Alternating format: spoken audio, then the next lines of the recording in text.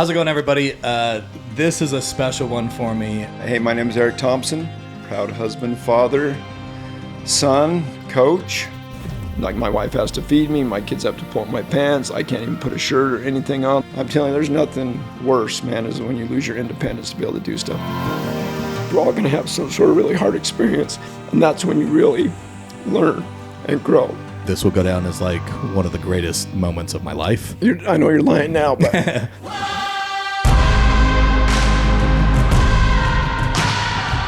How's it going, everybody? This is a special one for me.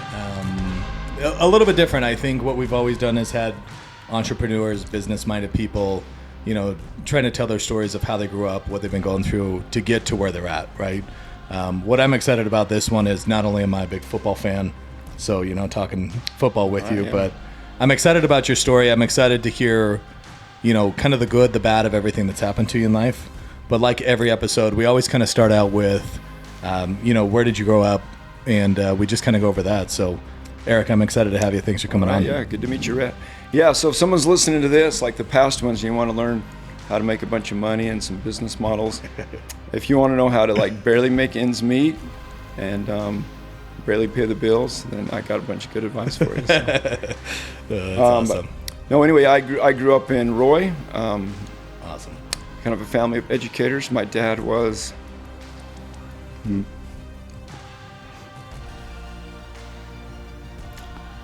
Sorry. I'm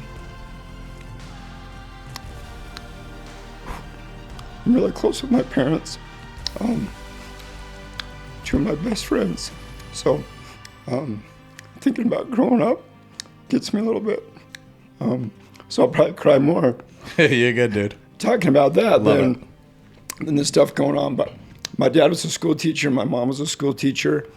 My mom quit teaching when I was born and stay-at-home mom and worked at like the Roy City complex, I think just so she could swim. She loved to swim. She used to be really good and competitive at it. And my dad was, refereeing in the winter and coaching baseball and football. So I kind of just grew up around sports and kind of had the, dream childhood of, I have a brother, Bryant, who's like 5 years younger than me, a sister Jenny, like 3 years younger, and sister Kalani, that's about 7 years younger. So we all kind of grew up in a house with my mom always there, and my dad was going to sports, and loved our childhood growing up in Roy. I think looking back, we were pretty poor, but we didn't realize it. My dad was a school teacher, my mom didn't work, and we had a ton of fun, and all the siblings are really close. Like, you just don't know. Growing up, you just don't know. Like, I joke, I had like Pro Wings. I don't know if you remember that store. Like, I remember like getting in ninth grade and like finally getting to go get like your first Nikes or something. You didn't even know they existed. But we had a ton of fun. We still get together often. My siblings and I are really close and have a lot of fun stories. Kind of growing up in a, I don't know, in our mind, kind of a fairy tale type, home where there was a lot of love and we're really close, but we're also different. Definitely way different. And anyway, So growing up with your mom, I mean, obviously you talked about competitive swimming, your dad being, high school reffing, being around sports and stuff. Is that what kind of got you into kind of the sports younger? Yeah, I don't know what did you love to do? It just really clicked with me when I was younger. I loved all sports. The one I loved, the most was probably football, but I was probably the least good at it. I was kind of undersized when I was younger. I was one of those. I started playing when I was 7 and was a 10-play kid till I was in 8th grade. And then the best thing that happened to me, I got cut from the junior high team. All my friends made it, so I got to go be the hero in Little League one year and kind of finally get the ball and get out of your shell a little bit. So, but my dad was the head football coach at Roy and head baseball coach and played college sports. So I, loved sports from him. My mom was, she's probably the better athlete, but you would never know it. So I spent a lot of time home with her, throwing the ball around. Anyway, it was just an important thing in our family and became important to me and something I really put a lot of time and effort into, even though I wasn't very good early on, but it worked out in the end. So getting into your high school years, did your dad coach you then? Yeah, my dad was my head baseball and football coach in high school. And so how was that? Be honest, how was it? Oh, it was great, but I'm as funny thing is I'm the head football coach at Ogden right now and assistant baseball coach, and my son is on both teams, and so we kind of get to tell some stories. My dad was probably a little rougher on me than I'm on my son. But but it was great. I'm glad that he was rough on me.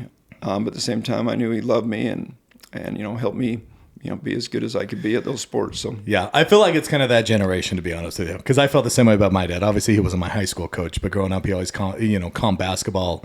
He was always there, right, to critique you. And a lot of times, growing up or when you're young, I don't know if you felt like this, but it's like, are you hard on me to push me, or are you hard on me because I'm not good at what I'm doing? You know what I'm saying? Yeah. And sometimes it's a little hard to I guess decipher kind of their way of growing up and what their parents did to them. Yeah, I think it's just a different generation. He's just not a man of a lot of words. Yep. I mean, it would be like, I'd be on my mission. He'd be like, give him hell, love you, son. Like that's all I'd get from him. And to him, that's like a lot. Like, you get that from him. It's like, it's like getting a 3-page letter from your mom. So, yeah, so it's just a different, time there, I think. And just, he grew up. That's how his, I think, he's told me that his dad was a farmer and worked his butt off every day. And I think it's one regret that he kind of had is that I think his dad came and saw him play like once or twice his whole high school career, and he was like the star in 3 sports, and his dad was never there because he was working and couldn't. So my dad made it a point like he's never missed a game of mine. So I mean, he's been on when I became the head coach at Northridge, he was on my staff even since Ogden. I think he's missed 1 game because of COVID in 6 or 7 years. He comes to my church basketball games, whatever. So he and my mom are super supportive, and kind of go to. Right now it's crazy. I have 3 kids and there's a lot of grandkids, and he goes, every night, like tonight, my son will be catching passes with Kate Harris for an hour. It's not even a game, and he'll come and watch and show up. It's awesome.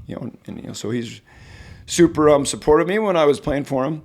He would be hard on me at practice and stuff, but he was great. Like as soon as practice was over, we didn't talk about sports at home. It was how, it was, hey, when you're at home, you're my son, and talk about other stuff. But when you're on the field. And he later, admitted to me that he was probably extra hard on me because I get it. And he's the head coach. Yep. People are looking at him. How are you going to treat your own son? Correct. He wanted to set a tone there and kind of help me out a little bit, probably by being, because I joke with him, we would have won a lot more games if he would have thrown me the ball a lot more and quit being so politically correct. But so we'll see. Maybe I'll make up for it and feed my son this next year a little bit. Yeah, that's awesome, dude. Talk to me about like after high school. Did you go on and play anywhere? What did you get into education because of your father? Like what was kind of your view on what you wanted to become out of life, and how did you kind of get into? I really had no clue. In fact, I was probably the opposite. I didn't want to be a teacher because my dad and my mom were teachers, and they're always gone and serving others, and we have no money. So I thought, I'm smart. I'm going to go into business or do something different. But I went and played. Right out of high school, I went and played baseball and football at Snow. Yeah. So I got a year in there, went on a mission. Yeah. Came back, focused just on football. When I got done playing football at Snow, I was able to get a small scholarship to go to Colorado Mesa and Grand Junction.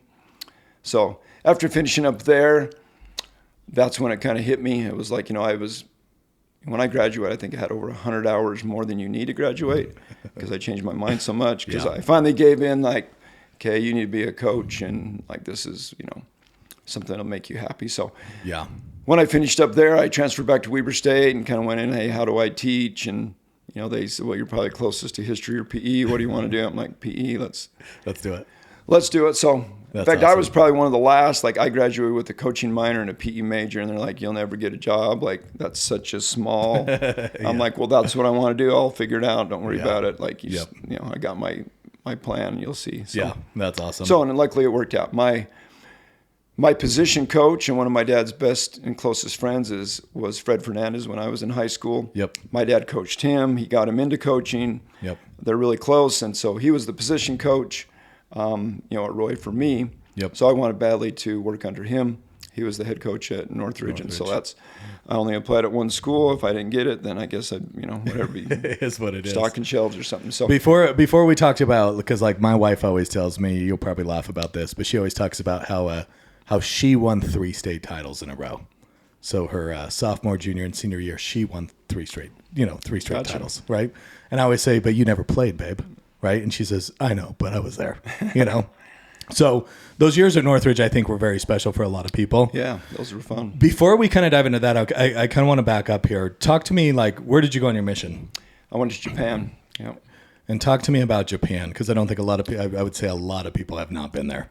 So talk to me about like your experience in Japan. We were just talking. I probably only have a few more trips in me before I can not go anymore. So I was hoping to plan one of those with maybe my wife, and there's a friend, friend in our ward that served a mission in Japan as well that maybe could come along. But yeah, I love Japan. It was probably a perfect place for me because I was willing to work hard and had a great attitude and a good testimony. But I don't even think I'd read the Book of Mormon yet. If I would have had to go to some Bible bashing like scripture place, I would have probably struggled. Where I went to Japan, no one's even a Christian. There's no Bible bashing. It was a lot of service, and I had a great mission president when he came in. We kind of came in the same time, and he'd actually been hired from the church to study Japan and see why there was more people going inactive than joining the church, and it was kind of broken. And he came up with the plan of like, hey, we need to like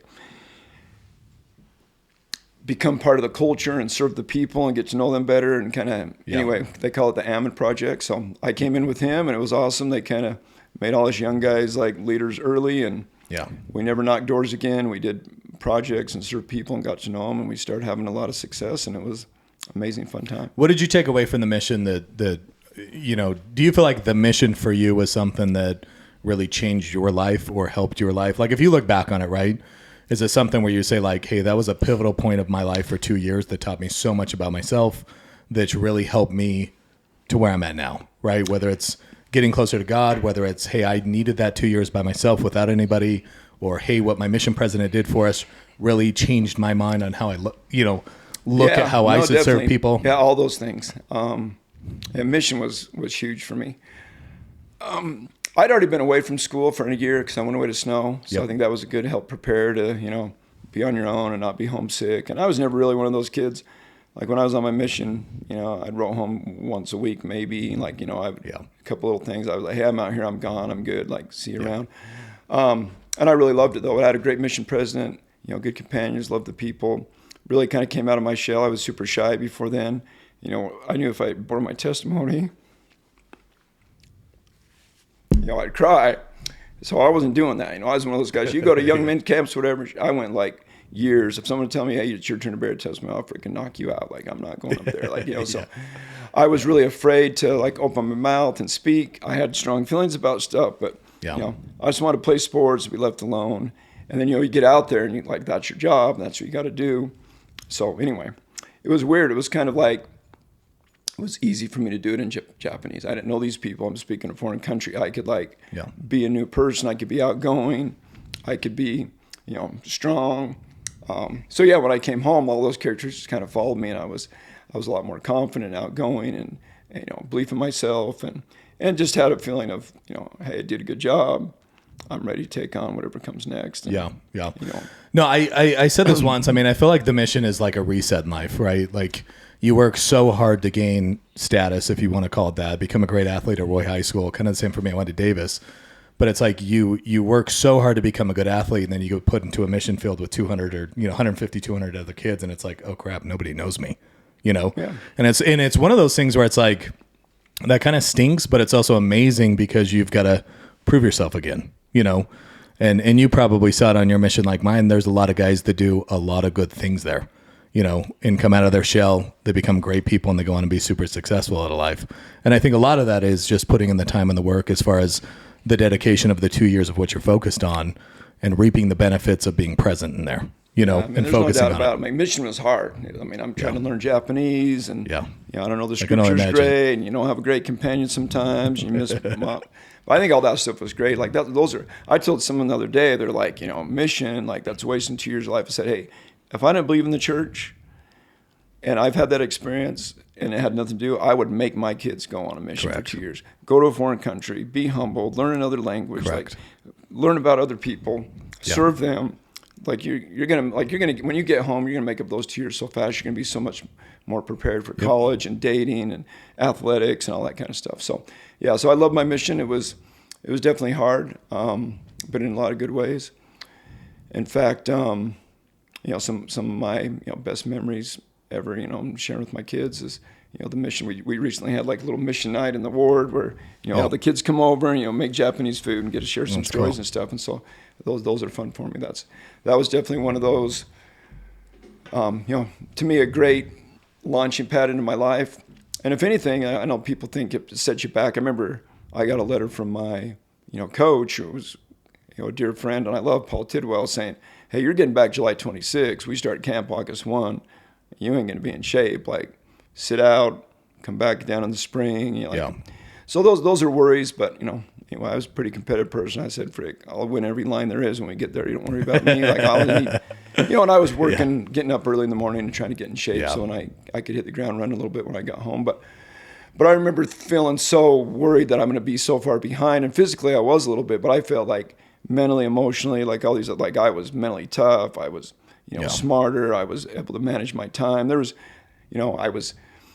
I'd kind of filled out a little bit, instead of being undersized, you get 2 years of, getting some man growth on you. Anyway, it was a great experience. Yeah. And all those things I didn't think would be benefits, but they ended up being. It is kind of crazy because the more I think about the mission, right, like it's very time structured. It's almost like going into the military. It's like they tell you when to wake up, they tell you when to go to bed, they tell you when to eat. But what's great about it is like if you just apply that to life, like it makes life so much easier. You know what I'm saying? From the structure part of it. So I agree with you. I mean, I think I've got 3 little girls, so we'll see how this goes, to be honest with you. But like the mission was life-changing for me. Whenever I look back on it, it's like that was by far the greatest 2 years. I remember first getting out there, hating it. By the time I was ready to come home, I was like, I don't want to come home. Yeah, like people of Peru are amazing. I don't want to leave these people. The culture is awesome. And helping people there's something about just helping people and added value that just makes you so happy, And obviously there's no stress in the world. You don't got a bill to pay, that makes it a little bit easier. No, I think you hit on the head there. I think my parents are big. My mom's probably the most service-oriented person I've ever met. Yeah. So you kind of grew up in a home doing that. Yeah. But it was more out of duty. And then when you're kind of on your own and you're doing, all of a sudden it clicks. You're like, oh, like this, like I'm happier doing this. There you go. Than all these other things. So to me, that's the number one thing that happened is like, instead of doing this stuff out of duty because you're supposed to and you're trying to be a good person, it was more like, I want to do this stuff because how it makes me feel. Yeah. Yeah. Talk to me about, I mean, you hit on it a little bit after coming home. What was it like going away and playing college baseball? Did you play baseball or football going away? I played both before I left. I had a scholarship to play football. Yeah. But I was a pretty decent baseball player. I was on the all-star team and led our team and most everything, and I liked it. So I just, on a whim, I just tried out in the spring. Yeah. And made it and played left field for a year for him and sped up. That's and awesome. And had fun and made memories. But I didn't really love baseball. Yeah. So when I came back from my mission in football, I didn't want to miss in fact, the only reason I probably even tried out for baseball is I knew, well, I'm leaving on my mission in summer, so I don't need to be at spring ball, because I'm not playing in the fall. Makes it easier. So it was more, hey, I got some buddies, like, I'll try out. I don't know if I'd make it or not. I ended up making it, and it was a fun, great experience. Made a lot of, good friends. I ended up, when I was done playing football and came back to Weber State, a couple of buddies and I, Dave Martinez, Sean Still, whatever, we started the baseball club at, I was with Todd Cap, people you might know. Small. Yeah, so Todd Cap was throwing gas on our team, and Justin Wimmer, a lot of good friends. So anyway, it was fun. We had a lot of guys that had maybe played JC. We'd all played JC, but weren't good enough to maybe play anymore. Yeah. Kind of got together and made started the Weber State Baseball Club and had a good time. Won a lot of games. That's and awesome. You're paying pay to play a little bit, but it was fun. So yeah. So one thing, I guess, Eric, that I want to kind of know about, like, playing 2 sports before you left on the mission, coming home and playing one after that. What was that like for you? And I guess kids, I mean, you're mentoring a lot of kids right now in the football and baseball. Up at Ogden High, you did a lot at Northridge. What's some advice that you would give to some of these younger guys that are possibly looking at playing 2 sports or trying to get in and playing a collegiate sport? What was the benefits that you saw out of it? What was something that you kind of look at and say, like, I probably wouldn't do that again? Yeah, I mean, it's pretty hard to play 2 sports. I only did that just because I was looking for something to do that was fun. And I've always kind of been a busybody. Even when I was done playing, I played college baseball at Weber State in the club. I was on the rugby team. I never even played rugby before. I just went and tried it. I played fast pitch softball for 10 years. So I've always been one of those, slow pitch softball, whatever's going on, adult flag football. I was kind of one of that guys that, like, if there's a game going on, I'm there. Yeah. But looking back, the snow experience, like that was like equal to my mission. I wouldn't say equal to, but up there with my mission. It was really hard. I mean, like most, I'm trying to play wide receiver. Most most wide receivers were bigger, faster, than me. It was, it was rough, conditioning, all that kind of stuff. So to do something, I think there's great value in just doing something that's really hard, sticking with it. That's the one thing that kind of bothers me about college athletics right now. I get it. I like the kids having the freedom if they don't, like the coach or the scheme, and, they should have some free agency to move around. But it seems like now, like you go, oh, I'm not starting. I don't like the coach. I'm just gone. The day of, being on the scout team and getting your butt kicked and no one knows your name and, fighting up through the ranks, I think there's great value in that. It seems like kids are looking for, the easiest road now, and they're avoiding some of that stuff. So to me, that would be my advice is, like, if you get somewhere and it doesn't fit you, socially or academically, things that really matter in life, I get it. But if you get there and it's just, well, I'm not starting, the coach doesn't know my name, and you want to leave, and, to me, you're soft, and good luck in life because shit ain't getting any easier. So so that's what I tell my boys. So. But it's no different than what you're doing right now to become a head coach at Ogden High. It's no different than my career. Like, you've got to put in the time, you got to put in the effort. You've got to actually show that you can do it. You know what I'm saying? I think a lot of people, especially now, they just want to get there so fast that they forget, like, hey, a lot of people that you see that are popular, public figures or something like that, they put in years of work. They put in a lot of time that you just don't see. And those are great memories, man. You think back, like, I remember that time when Coach Tidwell made us run 25 gassers instead of 10 because some kid snuck out and got caught, and you wanted to quit and you thought you were going to die, and you laugh about it, and there's a pride in, like, I made it through that. So something hard's coming my way, like, bring it on. Like, I've done hard things before. So I think that's a great lesson with sports. I wish, more kids were playing more sports. That's the thing that bothers me now. Kids seems like there's this obsession to, like, specialize in a sport and get really good at it and see if I can play college. And, the truth is most of them can't. Like, someone asked me, like, I joked the other day, like, do you think I can play college sports? I'm like, well, did your dad or mom play college sports? Like, probably not. Like, you're 5'9", So I think there's this obsession with, I'm trying to play college and getting a scholarship. Like, play every sport and have fun. And if you're good enough, you're going to get found. Correct. So I encourage all my boys, we play as my two youngers, they play every sport there is, and we're not specializing in my son that's up with me at Ogden. He, football in the fall and skis in the winter and baseball in the spring. And I think there's a great, being on teams, and sometimes you're the star and sometimes you're a role player. And, I think all those experiences of being on a team and working hard and, having some discipline and some expectations and accountability, like kids are just missing that these days. There's so many of them. It's like I go home and play Fortnite and get on my phone, I worry a little bit about, some of the generation coming up just for those reasons. So yeah. Let's dive into kind of those Northridge years, right? What year did you end up getting to Northridge? What was it like being, with Freddie Fernandez? Obviously he dominated for a little while here in the state of Utah. What was it like for you just kind of watching that, being a part of it, coaching with him, and what did you take away from that? Yeah, I was super blessed. When I was finishing up college, I actually coached at Fremont for a couple of years. My dad was there as the DC at the time. He was the head coach at Roy, but he was the head baseball coach at Fremont and was coordinating the D. Blaine Monkers, who's an amazing Hall of Fame coach, was the head coach. And he was one of my other. When I was at Roy, my dad's staff was my dad, Blaine Monkers, and Fred Fernandez. And both Monkers and Fred Fernandez have been put in the Hall of Fame, and they're like top 10 all-time leading coaches. So I was just really blessed to be around people that not only knew what they're doing, but they treated you right, and they motivated you and work hard. So when I got to Northridge, man, it was the golden years. It was awesome. I'd got there at 98, and the year before they'd had their first winning season, because his first year I don't think they won a game. That's crazy. Second year they'd won like 7-3 or something, and then the year I was there was Colby Buckwall was a senior. We had a pretty good team. Brigham Mao. Yeah.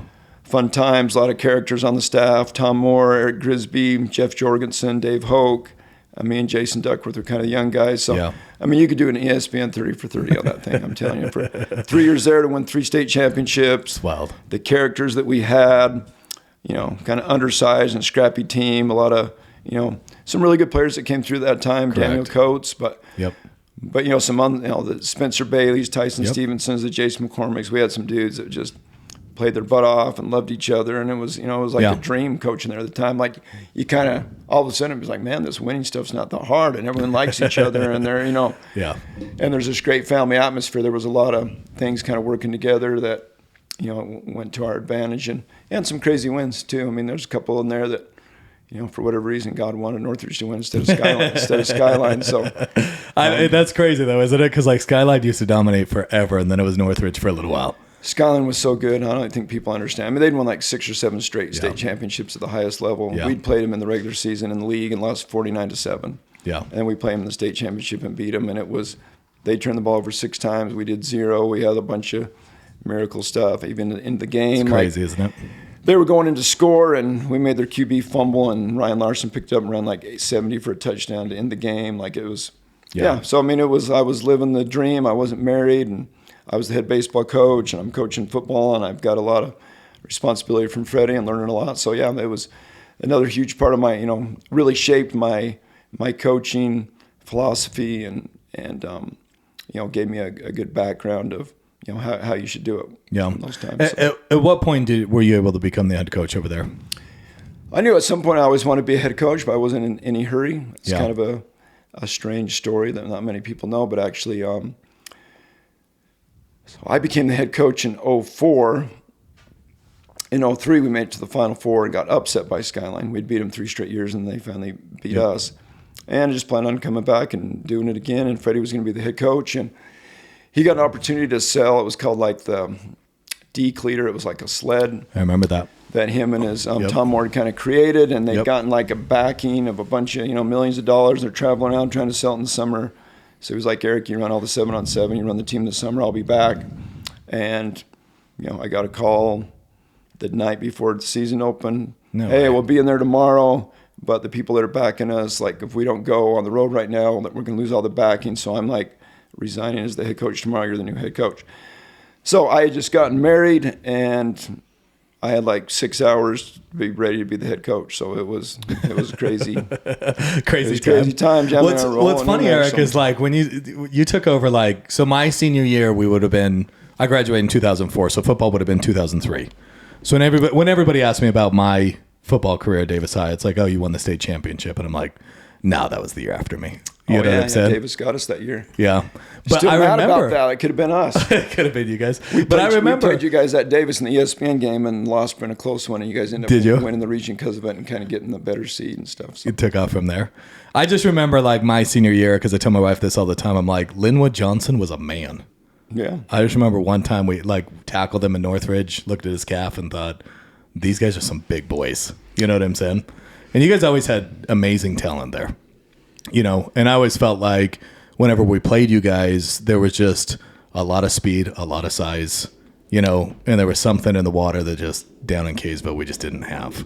And so we felt all the big boys were in Kaysville, but we had speed. We had speed for a lot of years, and Freddie was really good at putting people in space, and he was one of the first to kind of figure out matchups and all that stuff. But all our line, we joke, like the first year we won the state championship, Daniel Coates weighed 213 pounds at free safety and receiver, and not one lineman weighed over 200. And like that's how, like every year we were over there, we never had a lineman weigh over 200 ever. But our running backs probably weighed 200. So so Linwood was a big, fast guy. Jamar Lee, that group was good. And that's some good players for a little while. So I guess talk to me, getting married, becoming the head coach. What was that like? Yeah, I mean, that was stressful. I think back, and I'm glad our marriage survived it. I didn't really know, what I was doing. I could have probably done a better job of being a tentpole husband, but I was, I'm the head baseball coach at the time also. You kind of get made head football coach, in the 6 hours before the season starts. I'm pretty competitive. I want to do well. You're following Freddie.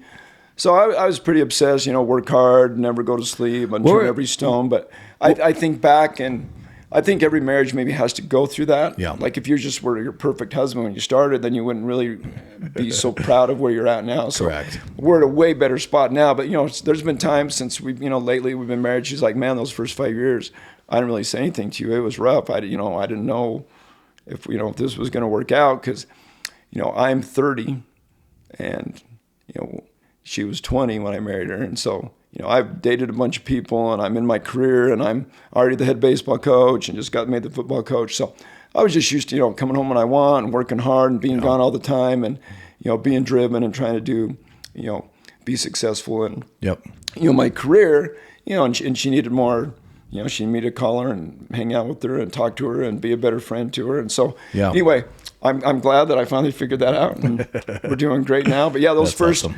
Like, I didn't really realize it. It was one of those, you kind of, when you have those talks later in life, it's like, you know what, like, I didn't mean to make you feel that way. I'm so sorry. Like, I should have done better. So there's my advice for all of those young guys out there, man. You think making money or, you know, being super successful is the most important. It's not. Yeah. You can do both. You definitely can do both. But I understand you, dude. I mean, if that's the age gap and you'd been running solo for that long, like, how do you know? You know what I'm saying?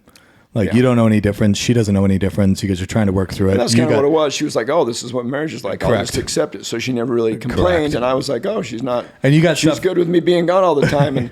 And you finally get mature enough in your marriage, and you start having, you know, real conversations. And that's when we had, and we were like, hey, well, let's both, you know, do better. Mostly me doing better. And we really have. In fact, ALS is kind of really. You know,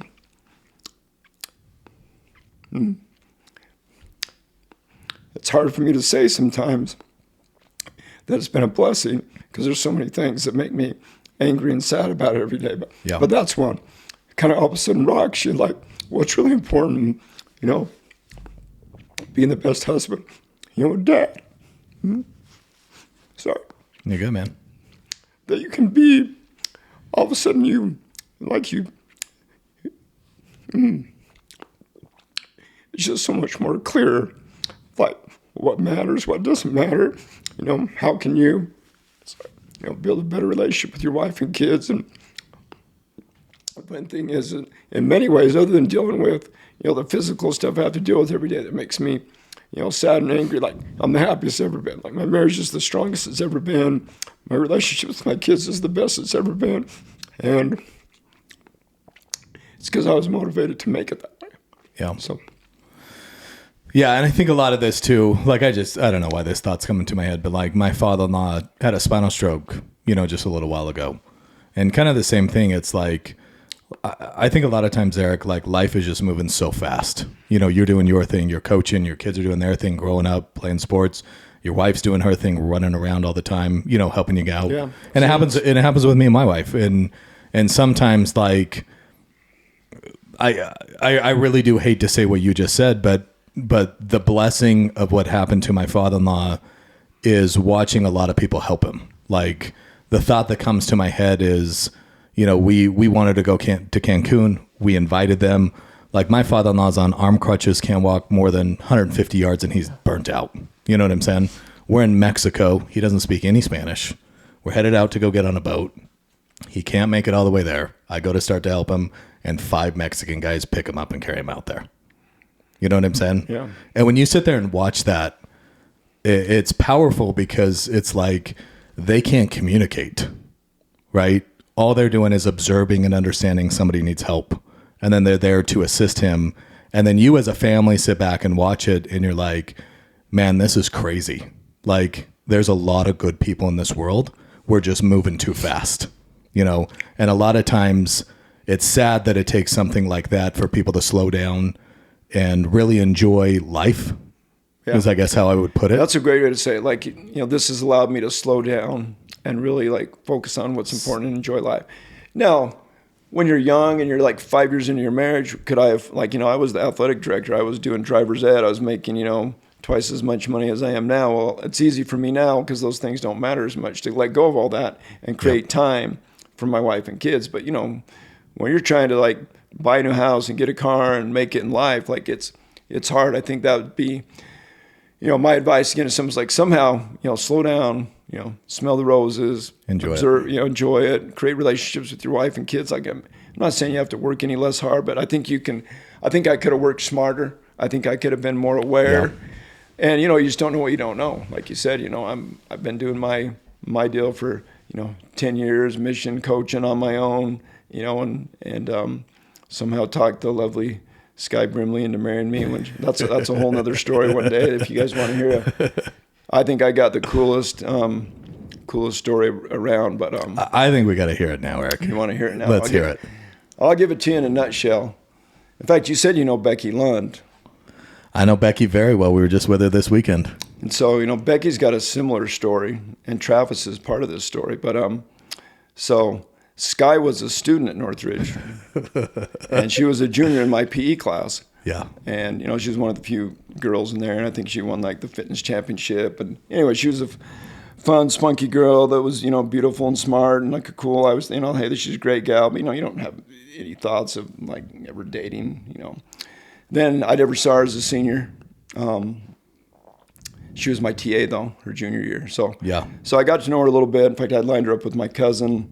He'd asked to get lined up with the cutest girl at Northridge, and I had her as my TA and said, hey, like, my cousin wants to go with the cutest girl at Northridge. She's all excited, like, she won't go. Yeah. So I need someone to bail me out, like, messing with her, So anyway, so she went with my cousin, on a date.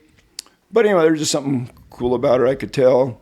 But, you don't think anything of it. And then, she'd gone to a year of college, graduated, and it's the only, like, it's sometimes you think back, like, honestly, like, God's in charge. Like, how I would ever, meet Skye and marry her is like a miracle in and of itself. But so I've never missed a halftime of a game ever as the head coach. But my niece was dancing at halftime, and it was important that I was there. So I was down there for like 5 minutes watching her, and Skye was there watching her little sister, and she happened to be, like, turned around. She's like, right next to me, like, oh, hey, Skye, how you doing, whatever. Yeah. Thinking nothing of it, I go back to school. One of her friends, his brothers, is in my class. Hey, Skye, I saw you at the game. She thinks you're cute. She'd want to go on a date. So then I was like, damn, like, I would really like to do that too. But that's just like creepy, She was so there was no way I was going to do it. So I remember I go in the coach's office, and like, I'm like getting older, and like I'm getting frustrated with dating people and can't find the right one. And I mentioned it to Coach Lund. God, what do you think? Which is the worst person to ask. And I think because he did the same thing. Yeah. So he's messing with me about it, and so we talked, and like, hey, I'm not going to do it. That's just too creepy. Whatever, moving on. Yeah. But I brought it up enough that he could tell, like, I kind of had a little, like, something for this girl. And so I remember the last day of school, he had her brother in class, and he had like he's like a 4.0 student, super smart, and I think he had an A- in PE or in English or whatever Lund was teaching. And he would have gotten an A, but Lund just messed with him. He's like, what do I got to do to get an A? He's like, give me your sister's phone number for Coach Thompson so I don't have to keep hearing him. So I didn't even know how to get a hold of her. So, like, he came in the last day of school and slapped a number down my desk and was like, hey, because it's been since the fall. So, I mean, it's been like 7 months. He's like, I don't want to hear about it anymore. They either give her a call or, like, move on. And so even then, I mean, I was scared to death. So I was down at the car lot talking to my brother-in-law, Cam Watson, and kind of he's like, dude, just call her. So I just walked out, decided to get brave, call her up. So I haven't even seen her in like a year. Yeah. And then I only saw her for 5 minutes, and I hadn't seen her for a year before then. So I'm like, dude, like, I know at one point she thought I was cute and wanted to maybe go on a date. Like, it's been a while. So anyway, I call her up. Hey, this is Erik Thompson. She's like, who? I'm like, oh, shit. I'm like, Coach T. And then I just hear all these girls laughing in the background. She's like, oh, I'm like down at Dixie still. Like, I'm in Vegas with my girls on a girl trip. Like, sorry, because I can tell she's telling them who it is. Yeah. And I'm just like, oh, I think I got myself into some trouble here. So, I kind of, hey, I can't tell if you really want to go out. Like, sorry if I bugged you. Like, here's my number. When you're back in town, if you want to do something, like, text me, and like, I'd like to go out or something. So she did, and we went out, and God, my promptings were right, man. I was after our first date. I tell her this now, but like, I was dating a lot of girls at the time. Cute girls, good girls. Yeah. Just something was off. I just knew it wasn't someone I would marry. And then when I went out on one date with Skye, like, game over. I knew. She didn't know yet, but like, I remember I deleted everything. Why do men always know? Dude, I remember driving home with my friend Dave Martinez. He's like, how'd that go? I'll show you. Like, I deleted every girl's number out of my phone. I'm like, this is how it went. He's like, dude, you're like, what if it doesn't work out? I'm like, well, I'm going all in. I tell my wife that all the time too. And she's like, how do you know? I'm like, you just know. And she's like, you could have married 5 girls. And I'm like, no, I couldn't have. Well, here's the one funny part about the story. And I don't think Skye will be embarrassed that I tell this story because, she did it. So she's got to own up to it. So I'm having a great time. And like, she's super funny and smart. Like, just personality wise, like, I'm clicking with this person. So I don't want to mess it up. I'm already worried. Like, I'm 10 years older. She thinks I'm a creeper. Like, I'm not going to try to kiss her at the doorstep. I'm going to be like the greatest gentleman. Yeah. So, take her home. Hey, had a good time. Give her a hug. I'm walking to go back to my car. All of a sudden, like she grabs a handful of my butt as I'm walking off the porch. I turn around and go, oh, hey, what's going on? What was that for? And she's like, I can't tell if you're ever going to ask me out again or if you had a good time. But I got to at least tell my friends I've grabbed Coach T's butt. So, I thought, oh, damn, this girl, she's cool. So, that's awesome. Anyway, so we ended up dating for, like a year and getting married. And then we were about ready to get married. She's like, hey, I got to show you something. And I'm like, all right, I thought it was going to be some weird thing. And she's like, pulls out her book of remembrance. And it was like her senior year. And I was signing her yearbook in my Jeep at the time because I was getting ready to leave to school. And she cut it out and put like a heart around it. And she says, my future husband. She's like, I put that in my senior year. I'm like, no way. I'm like, wow. Like, so I had no idea that she thought that way. Yeah. She had no idea that I thought, and this girl's cute. Kind of randomly run into each other and have a that's awesome crazy date. So yeah, it's cool. My wife's 10 years younger than me, and we kind of got a fun, I think, really, really cool story. But I know we always make fun of Trav because we were with him this weekend. Yeah. So I mean, obviously Becky's my age, my wife's age, and then Trav's closer in age to my mother-in-law than he is to us. And so we just sit there and joke about that. It's so funny you say that because we would. My wife's mother, Melanie, who's beautiful and amazing, she just gotten divorced, and she's 10 years older than me. So when I was dating Skye, I used to joke with her. She did not like that joke. I was like, hey, if things don't work out, your mom's free, same age difference, But that's pretty good. In fact, I just came home. She brought over a meal for us. She's awesome. So that's awesome. Yeah, I got the two, between my mother-in-law and my mom, like the two greatest angels ever. They're like, get me, and they're awesome. And, so yeah. Yeah, that's awesome. How many kids you guys got? 3 boys. Yeah. 3. See, we're opposite, dude. I got 3 girls. Yeah. I don't even know what a boy's like. How old is your oldest? She's 8. So we're young. So we're young, Eric. How about your kids? 17, almost 14, and 11. So what's it like? What's it like with 3 boys in the house? It's crazy and awesome, though. My wife's an amazing boy mom. I think we kind of joke that we were probably destined to have boys because I'm probably a little rough, and it may have probably been good if I had a daughter, probably soften me up a little bit. But Skye, like she's the, she runs the house. She's no nonsense, man. They don't mess around with her. So yeah, that's awesome. She's a great mom to boys, and a lot of fun. All 3 of them love sports, and they're great to their parents. They help me out a lot with the ALS stuff, and they they bust my chops and joke with me, and they're all 3 as different as can be. So yeah, I'm dying to kind of ask you. How long were you at Northridge High? What year did you make the switch up to Ogden, and why Ogden? Yeah, I didn't see that one coming, to be honest. I thought it was like a lifer at Northridge. I loved my experience there. We'd had a lot of success. Taken over for Freddie. Had a lot of good players and assistant coaches. But I don't know, just something happened kind of the last couple of years where coaches were moving on, and I didn't feel the same support. I didn't have as many friends with me, and things were anyways just starting to get different. Yeah. But I didn't really recognize it. I'm like, hey, in fact, it probably was one of the best things for our marriage, because when things get hard, like I get hyper focused and don't sleep and put all my time and energy into that. Yep. And so that's not the best thing to do when you're wanting to, have a healthy marriage. And yeah. And so I was kind of like the last 2 years, like really grinding and trying to keep this thing afloat. Like we got not as much talent anymore. I don't have as much help. Like, we're winning a couple more games than we probably should every year, but you feel like you got to do more, and like, how are you going to pull it off? So I don't know. I was kind of feeling just restless. Like I didn't know, like something was off. Yeah. But I didn't think anything of it. I mean, after my last year at Northridge, we'd actually upset Roy. Roy won the region championship, was undefeated, and they hadn't lost a game, and we went to their place and beat them on senior night to get into the playoffs. So it was like a miracle win. So I was kind of riding high, got all these juniors coming back. We're going to be pretty good the next year. We lost in the playoffs to Lone Peak, who was amazing and won it, so that wasn't a big deal. But I went out to eat with my dad. We'd always do that. Yep. Season's over, sit down. Hey, how you feeling about next year? Kind of, who's your guys? We got this guy coming back. It was usually like kind of a healing. And, we started doing that talk, and he just got quiet. He's like, you got to leave.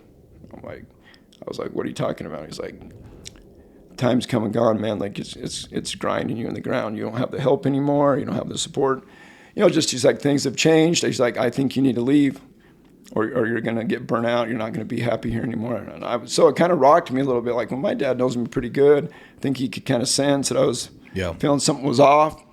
But I never thought that. I love Northridge. I'm all in. there. It kind of like, it even made me feel sick to think like, leaving them for something that's better. Like I like underdogs. I like battling. So I was kind of in a weird spot. I reached out to, I don't know if I should say this. Actually, Travis Lund was the assistant principal at Woods Cross at the time. Yeah. And he heard, when he heard I was, maybe going to apply for some other jobs, he actually called me up and was like, hey, Woods Cross job is yours. And I'd had a few offers at other schools that were maybe in a better place than Northridge, but it just didn't feel right. I feel like I'm leaving something to go to something better. I didn't like that. Yeah. So I was just content. I'm just going to stay at Northridge and make this work. So, I think somehow, I don't know how they knew, but my brother, my mom, and my dad knew that I should go to Ogden. But they never told me that. They just knew that one of my good friends was there as the principal, and they'd let go of their coach. And they'd kind of bring it up to me, what about Ogden? And, that time, I'm like, I won a ton of games at Northridge and a successful coach. They're in the middle of they hadn't won a game in 3 years. So I was kind of really dismissing, Ogden, that's a coach's graveyard. I would never go there. I was very dismissing and negative about that advice. But my brother was like, hey, we ought to at least talk to Luke about it. He's looking for a coach. Maybe you can help him find the next coach. Yeah. So he had called me before vetting other people, first-year coaches, people, and I said it was like a teacher work day. I'm like, hey, I'll just come over there. I haven't seen you in a while. Let's grab lunch, and you can walk me around the school, and I'll try to be a advocate for this job to help you find a good coach. So I went over there totally. I had no interest in the job whatsoever. A couple of the people he were talking about I was friends with, and I was going to maybe try to help encourage them to go as young assistants. But something happened.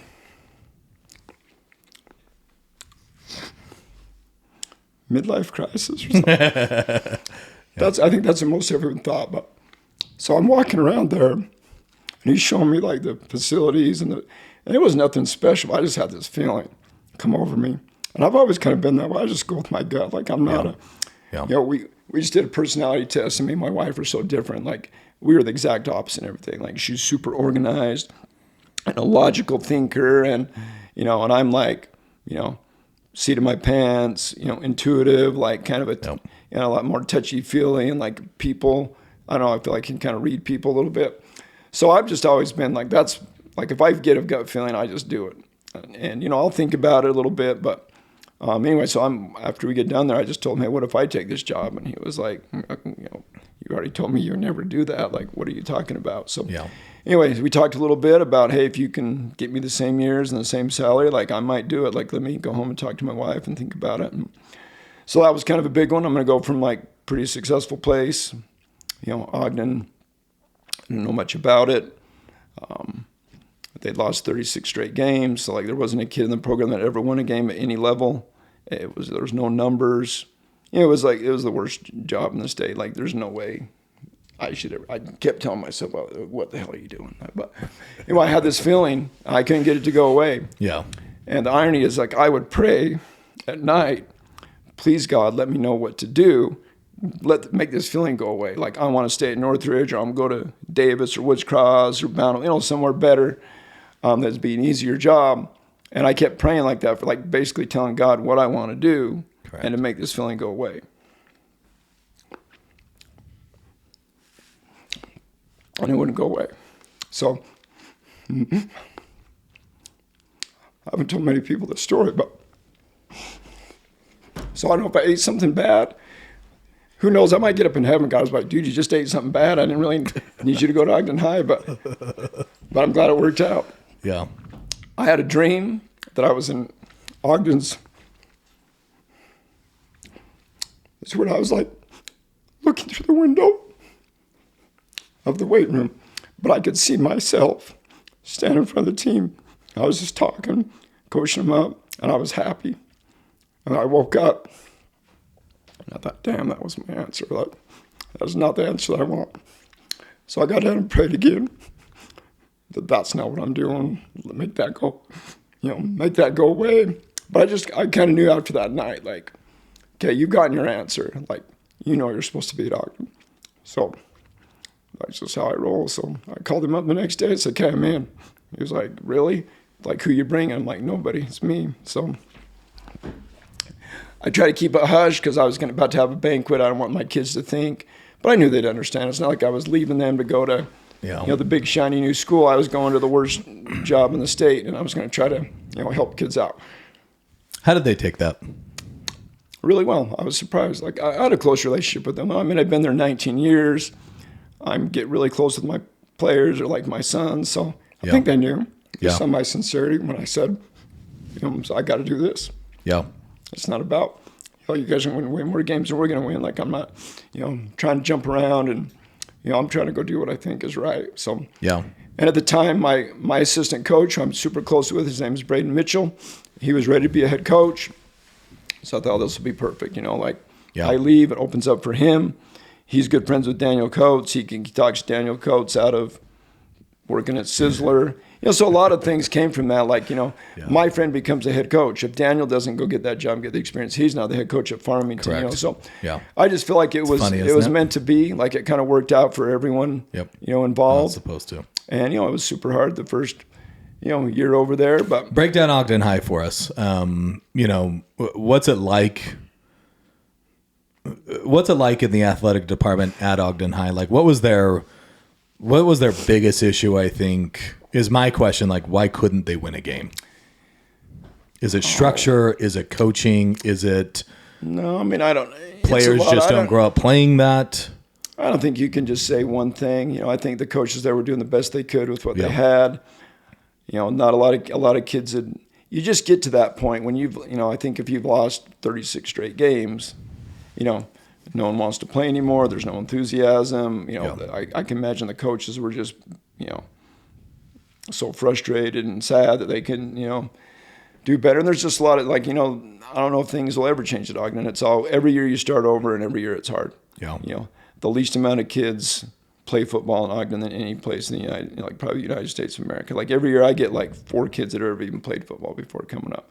I have to go and recruit half my team from the halls, from other sports. And that's not going to change. It's just in the area there with the socioeconomics and the culture. Like, football is not important. Kids don't play it. The rec program there, the Wildcats, they do the best they can. They got good guys trying to make it work, but they'll have one team at each level, maybe none, and that team feeds 2 high schools. I mean, there'll be 14 kids playing. 7 are going to Ben Lomond, 7 to Ogden. They've never won a game before. Half of them quit before you even get to summer football. So anyway, I knew that it was going to be tough. And it was I'm not going to lie, when I first got over there, I was like, there's many days I'm like, shit, this is a lot tougher and harder than I even thought it was going to be. Yep. But I think that was good. Gosh, I can't remember exactly who said it, but it really resonated with me. It was like, hey, when you wake up in the morning and you're going to work, if you're not scared to death because your job's hard and it's challenging and you don't know if you can do it, then you ain't got the right job. Yeah. So, I remember thinking, well, I got the right job then because every day was challenging. Yeah. But the first thing that had to happen is just creating a relationship with those kids and help them build them back up. They didn't want to play. They were broke and they didn't think they could win. They didn't like football. It was bad. It was worse than what I've never. Can you imagine if you'd been playing, your freshman year, your sophomore year, your junior year, and at all levels you'd never won a game and never even been close and getting beaten 49. No, why would you even keep playing? And you'd have no idea how to win. Yeah. So I get it. I understand. I didn't blame them, man. They were, So just, getting more guys back on the team, building their morale, finding some little ways to find success. And, luckily with a lot of help from a lot of good people that were able to, kind of join me, we've been able to kind of pull out of that. So in fact, that's, one thing I'm really proud of. I think right now my staff, it's 15 coaches or whatever, but probably more than most places. But I've got about 10 of them that have been with me from the beginning, and they're all in. They love Ogden. And most of them didn't come from Ogden. Most of them came from money and had a lot of success. And they've come there and saw, man, this place is different. I'm needed here. And anyway, I working with 5 or 6 of my best friends every day. We love each other. If it's 2 a.m, I need some help, I'm calling them. Yeah. So to have that kind of feeling, I think the kids see that. Yeah. Hey, these guys really care for us. They, try, they're great coaches as well. most of my coaches probably feel about their kids at Ogden like that. They're their brothers, they're their sons, even more than. And I'm not saying that you couldn't do that somewhere else, but it's a lot easier to create those relationships in some ways at Ogden because they don't have those relationships outside of there.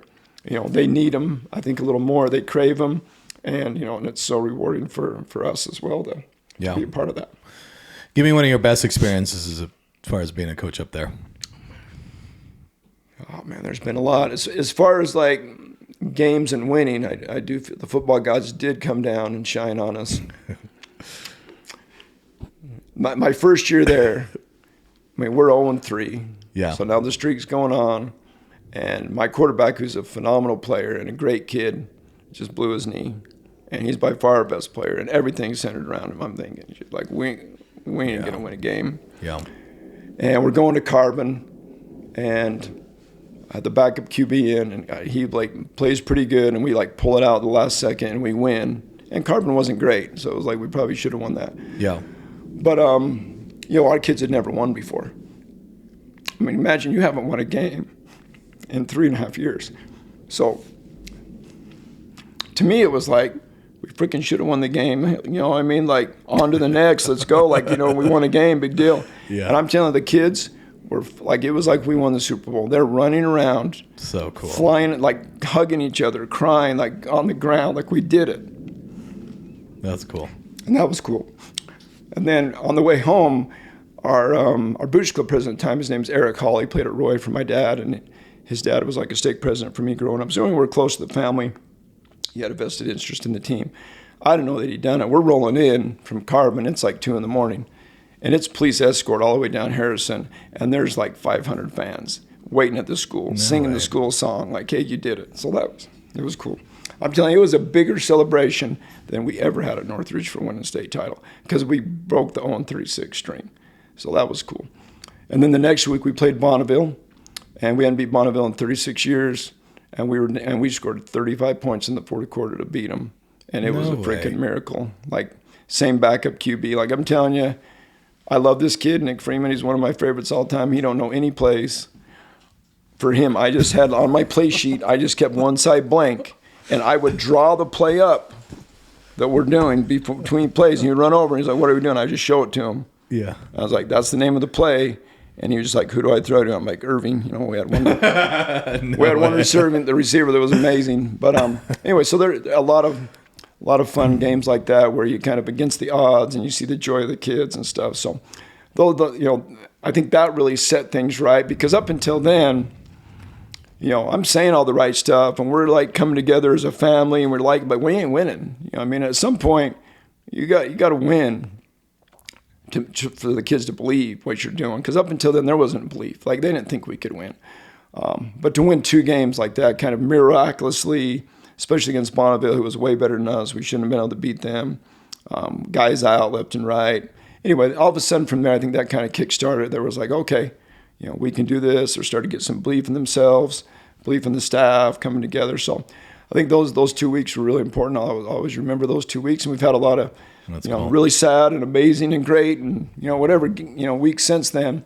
But those 2 definitely, jump out. Always be grateful. That first class, they won only 3 games, which is the least I've won since I've been there. But they really, they built the foundation of, showing up and believing and pushing through hard things. And, they're a part of, the future success. How many years have you been there now? Just finished 6. That's cool. And what's the best record you guys have had so far? We won 7 games in 6, so that's cool. That was pretty cool. And when we won 7, I think it was the most wins they've had in 50 years. So people think 7 games. Even now we talk the most wins that Ogden's ever had is 8. So we'll see if we can get 8 this year and tie it.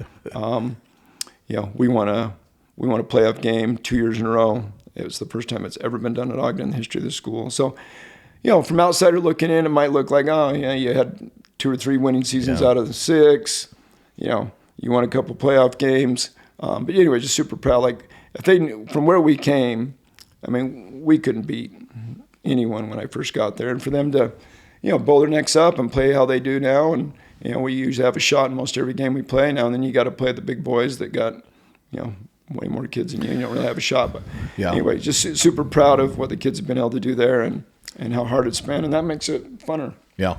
Looking over these last 6 years, and I guess like going from your dream, meaning like the dream you had to become the coach, in these last 6 years, like looking back at it now, would you change anything? I mean, has it changed you? Has it, from like a coaching point of view? And I think, I guess, Erik, like thinking back to my high school, right? Like we've got over 100 kids showing up for football. Yeah. Like people got money. You know what I'm saying? Like, oh yeah, man, we're rolling in playing those teams. Hell, we go play Morgan. They got 66 freshmen, 125 kids on their team. Yeah. And I'm rolling in there with like 29 kids on the whole team to play those guys. So, so there's, I love that though. I've always kind of been, I think, drawn to the other underdog. Yeah. This was a little harder than I anticipated, but yeah, I wouldn't change anything. Are you coaching different at Ogden than you were coaching at Northridge?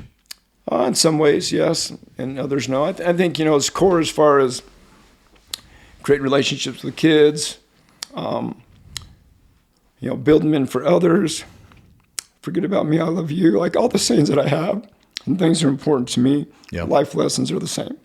But I've had to change a lot at Ogden.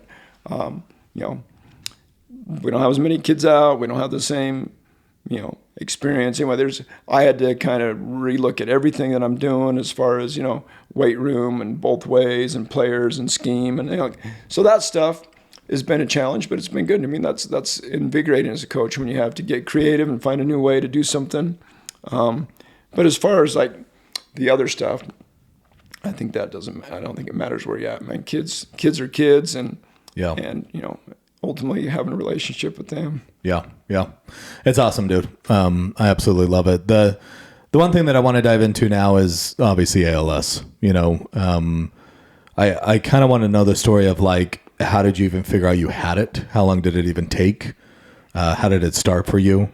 And probably dive into like, I guess when you were diagnosed, like what was running through your head about it?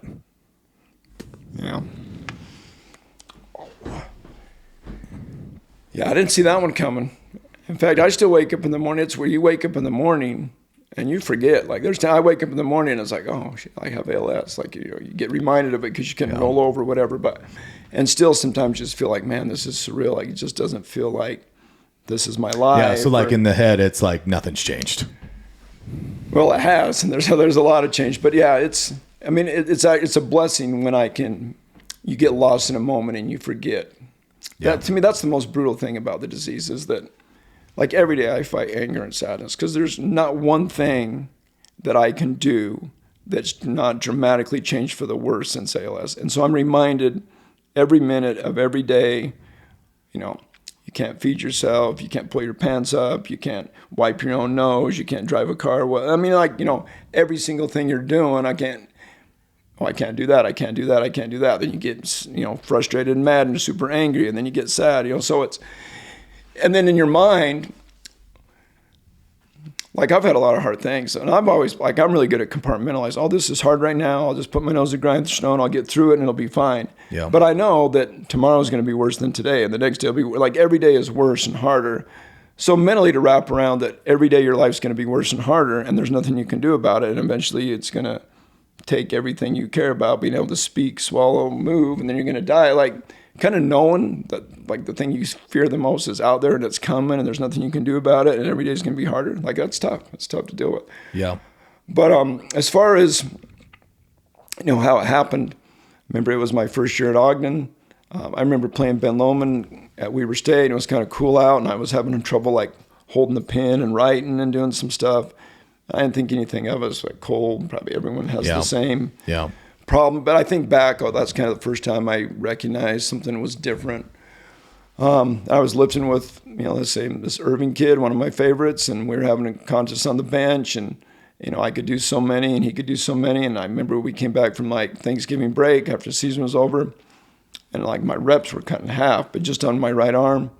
I was like, why is my right arm not working anymore? Like, I was rested, maybe I hurt it. So I didn't really think much of it. Yeah. Eventually, like it just, kept getting weaker and weaker. So I went to, I have a good friend, Jeremy Stoker, that runs the PT down there at Mount, at the right there at Mountain Land Physical Therapy, right there by Burleyburger. So I went into him and kind of explained it to me, and he like tested my shoulders. Like, oh, dude, you got a torn labrum or a torn, what do they call that? The rotator cuff. Yeah. I played a ton of racquetball, college baseball, football. That makes sense. No big deal. So I don't really think much of it. I'm doing practices, and all of a sudden, like, I couldn't turn my keys to my car. Like, my hand would just lose all strength. I couldn't unzip my jacket. I couldn't grip a football. I was like, so then I told him that. He's like, oh, that's nerves. Like, maybe you have a pinched nerve in there. You need to go. Anyway, so I went up. I'll never forget it. I went and got tested, and I could tell, like, all of a sudden they were like putting probes on my legs and my other arm, and they were kind of acting concerned. I was like, what the fuck are you guys doing? Like, I'm just in here for a pinched nerve. But anyway, it's a little disconcerting, but I didn't think nothing of it. And I remember it was graduation day of my first year at Ogden. I'm just rolling into the Ogden clinic to get my results. Go to graduation right after, and they're like, the doctor sent me down like, dude, you got Lou Gehrig's disease. I'm like, I don't even know what that was. I'm like, what does that mean? And they're like, you got like 2 to 3 years. I'm like, who tells someone that? So really. So I was like, right off the bat, you were like, oh, I was like, what the F? Like, there's no way. Like, I was just beside myself. Yeah. I was a wreck. So I left there. Thought, I can't tell my wife this right now. I didn't know what to do. Called my mom, cried. Yeah. Got home, told my wife. She said, yeah. It's a tough one. She cried in her room. I went and mowed the lawn. Went to my son's game. Called up my principal, said, I'm not effing coming to, graduation. I can't be anywhere right now. And kind of told him a little bit. He's one of my best friends. Hey, I get it. Went and watched my son. He was playing baseball against Ogden freshmen. Sitting there looking up ALS, like I didn't really know, like seeing pictures of things that, like, I even still now to today, people say, hey, did you see the Steve Gleason story or this? Like, I can't look at anything. Like, I want to see myself not like that. And when that day comes, I'll just deal with it then, but I'm not. Yeah. I can't look at those pictures. I can't think about it. Yeah. So that was rough. But that was. How did your wife take it? Yeah, not good. And it was heartbreaking for her.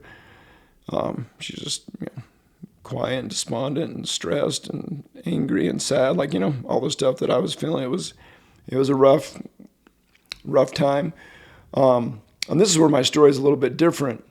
So like, I'm praying that it's not ALS. God, I'll do anything. I get a blessing. I go down with my brother, and I get tests all day at the U of U, like 4 or 5 days later, and they're like, dude, you don't have ALS. There's no way you could have ALS. Like, it's only in your one arm. Really? We're not seeing it in your legs. It would progress different. Like, there's a lot of things that are like, hey, this is not normal. Like, we're like 99% sure you don't have ALS. It's a neurological disease or something going on, but we don't know what it is. So I took A's. That's a miracle. I'll take it. I remember coming home just crying in the shower, being so grateful. Like, thank you, God. But then for the next, like 3 years, I'm going in all the time. They can't figure it out. They're, switching between 17 diseases. Finally settled on one, MMN. I got medicine for it for like 2 years, like an IV every 3 weeks. I mean, it was the worst. Yeah. Sitting there, and I don't take IVs I'd get stuck like 6 times. They can't even get it in me. But I saw a little bit of an increase in my strength when I first did it. So they thought, hey, this is what you got. Is working. Yeah. And now I think back and realize like how strong the placebo effect was. I wanted so badly to not have ALS and was so convinced myself that I didn't have it and I had this, that when I got on the medicine and started working out for like 3 or 4 or 5, 6 months, I was improving in strength. They're like, oh yeah, like this is it. But eventually it stopped working, it plateaued, then it wouldn't work at all. Then all of a sudden it went to my left arm. I was getting frustrated, and then all of a sudden it was hitting my neck, and I could tell, and I knew. Like, I didn't tell no one, but I knew. Yeah. Like, this is ALS. Yeah. I was just beside myself. Yeah. So, but I didn't tell anyone, but I was worried, and I'd reached out to some people, and I got a trip to the Mayo Clinic, kind of set up through some friends to see the top doctor in the world on ALS, and was super hopeful it wasn't, but they could help me find what strange disease it was. Yeah. Didn't want to bring my wife because I knew I kind of had a feeling that it is, and I don't want her there for that and to deal with that. So I went with my parents to Minnesota, and went in there and told them I had like years and years of, all my medical records and scans and this and that. And, they're going over it and asking you questions. And I remember leaving there, the young doctor's like, so what do you think you have? I'm like, I don't know. That's why I'm here. What do you think I have? And he's like, ALS. And I'm like, so then I had to go through all that again. So I was there like 4 or 5 days getting tests. I knew every test they're giving me. If I don't do well on it, it means I have ALS. That's like freaking game day for me. I'm like, blowing as hard as I can and proving them wrong. And, there were still a couple other possibilities. So it was rough. Yeah. What's it like being out there going through all that? They're great there. They're super kind, but it's just, man, it's such a, people that deal with medical stuff, terminal diseases, man, I have such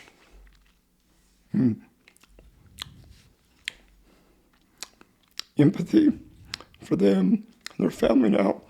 Because I legitimately I've never gone more than 1 day being sad. I'm always positive, happy, hopeful for the future.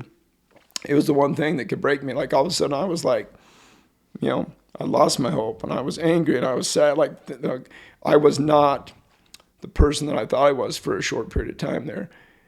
I cried like a baby in my mom's arms. Like I'm scared. Like, I'm going the next day to get told what it was. And I kind of know. I remember I took a long walk and just prayed like I've never prayed before. Like, whatever it is, help me survive it.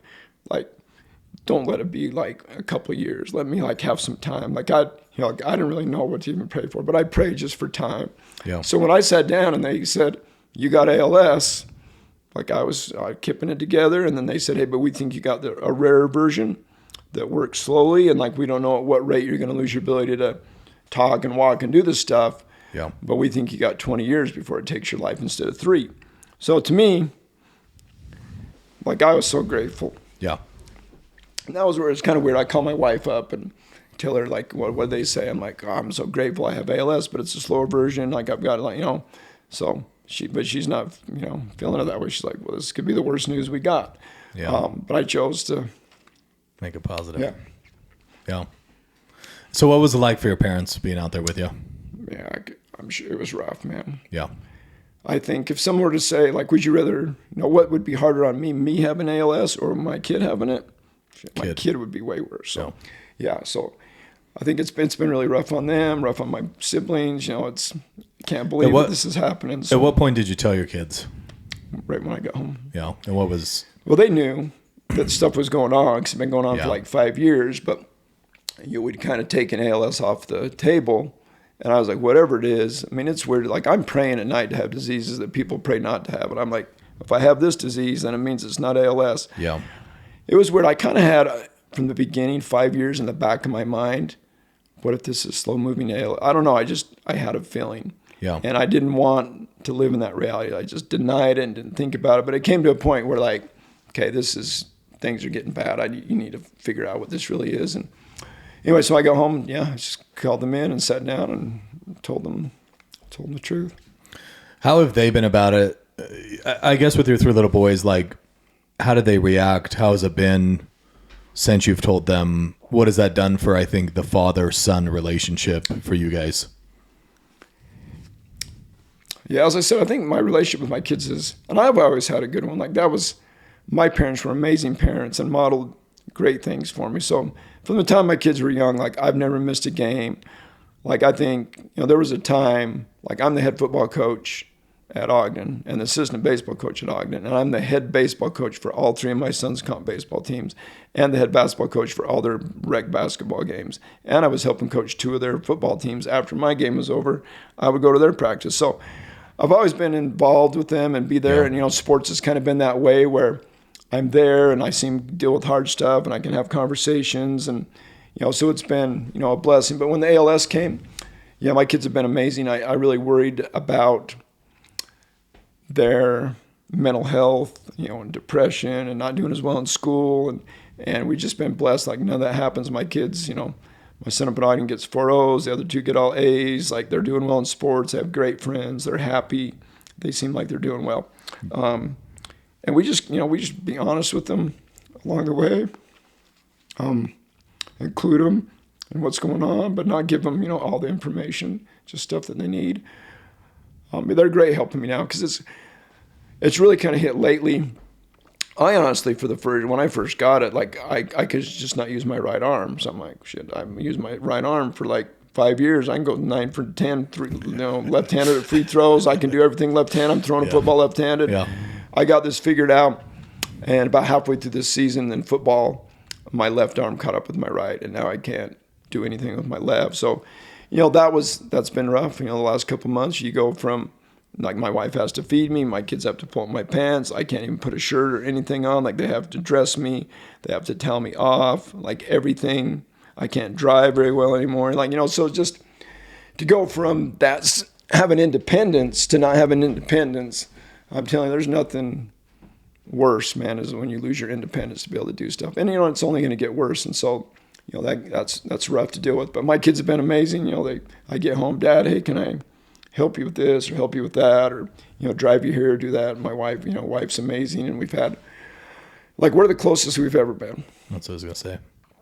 Now that time, it's funny how that can change so fast. Like, I'm coming home from work and like, well, I got to watch film for 2 hours and figure this team out and do this and that and whatever. And now it's like, none of that stuff matters in the big picture. I'm going to, watch a New Girl with my wife and laugh and go to all my kids' games. And, I was immediately like, I changed over. Like, I'm not doing AD anymore. I'm not doing driver's ed. I'm not, like, I canceled all our Saturday meetings with football. Like, I'm going to my kids' games. No more double days. Like, I just took everything and streamlined it down to the bare necessities and put the rest of my time with my wife and kids. And honestly, the funny thing is, we've been playing better football. Like, I've learned a lot of lessons. I think sometimes as coaches, we think keeping up with the Joneses and practicing all this stuff. I think having kids like excited to be there, and it's short and it's crisp and you're out of there and you have free time and you have a life. Like, we haven't lost any more games or lost any more kids. Or, I think it's been, a blessing. I feel closer with my kids from Ogden than I have before. Yeah. They know, what I'm dealing with. And they're awesome, man. They do everything for me. Just like, they know, hey, coach, let me carry that before I open this up. Like, looking after me, protecting me, all that kind of stuff. It's cool, isn't it? So it's cool. I really feel going to Ogden was part of the plan. Yeah. And not anything negative on Northridge, but since I've gone to Ogden, the friends that I've made, the kids that I've coached, the people that have come in my life, if I wouldn't have had those, this would be a lot rougher. That's crazy, dude. Talk to me on, obviously, I know you're part of the LDS community, seen you talk, I think my question, Erik, is thinking back a lot from like the mission, being in Peru, watching people go through like really hard times, right? Like really, really, really hard times. Living on dirt floors, legit tarps for roofs, but the one constant for them is always God. And it always seems like that's always the hope. That's always the happiness for them, with living that type of life. What is it like for you? I think going through all of this, right? Especially a relationship with God in the church. Like, what was it like before ALS? What was it like at the time of getting diagnosed? What is it now? And what's your view on kind of all of this from a godly standpoint? Yeah, I think I've always been all in on the church, kind of a spiritual person. Maybe, people, I don't wear that on my sleeve. I'm a pretty emotional person. I usually get through a day, I'm going to laugh, swear, and cry. Like, those are pretty common for me. I get pretty competitive, heated, like all that kind of stuff. I have my issues. Yeah. But I've always felt strong that I know I have a Father in heaven. Yeah. And a plan, and that I matter. All that other stuff, like, I don't know, half the time, people bring up stuff, I don't know. Like, what does it even matter? Like, we're here to, like,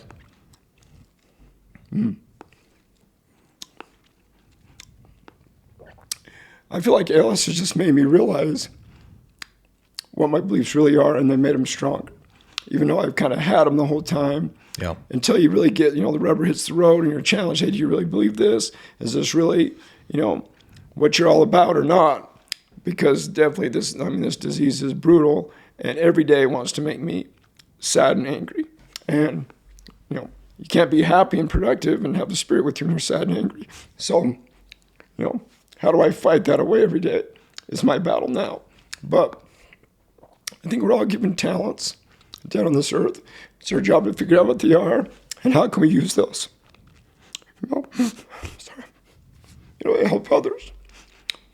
So it's really simple, but it's hard, right? But with ALS, what's happened is I feel now more aware of what my talents are and more aware of how I can help people. So in many ways, it's gotten easier. I have a friend I've still never met who somehow I got connected with who has ALS, and he's had it for quite a long time. Yeah. And he's in a situation now where, he can't do anything but move his eyes. And we'll text now and then. And, one of my recent texts with him was like, dude, how do you do it?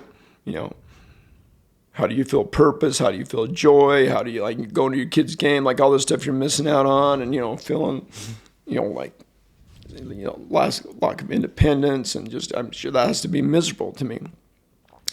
And gosh, he's got like the greatest attitude. He's like, dude, you'll see. This is a gift.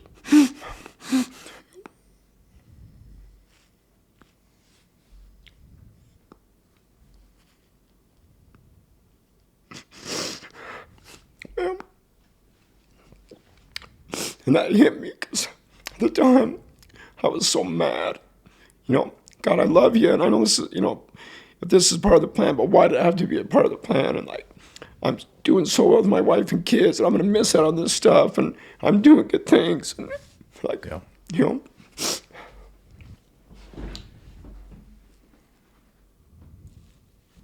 sorry.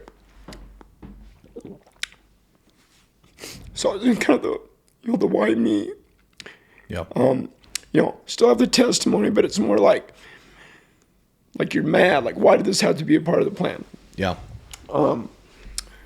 So when he told me, hey, you're going to see this as a gift, and I did not know what he was talking about. I'm like, well, God bless you for thinking that way, but this is a curse, you know what I mean? But anyway, since then I've come to see, sorry, if you're really down here to help others.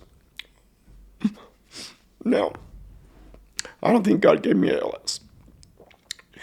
I think, and I don't know how it all works, but I think, we're down here on this earth having this experience, and people are going to get sick, and people are going to die, and horrible things are going to happen. I don't think God's up there pulling the strings. He gave us the gospel so that when those things do happen, we can get through it.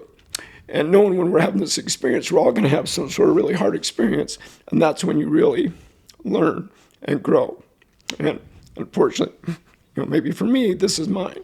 But I really do see now that can be a gift. I think my ability to reach others, empathize with them, and help them is way more than it was before. I feel like I'm reaching a lot more people, that I'm making a bigger impact, that I, feel this sense of purpose. So that's been good and that's fulfilling, because most of the day you wake up and it's, got to get out of bed. How do I shower? How do I dry off? How do I get dressed? How do I get to school? It's just never ending.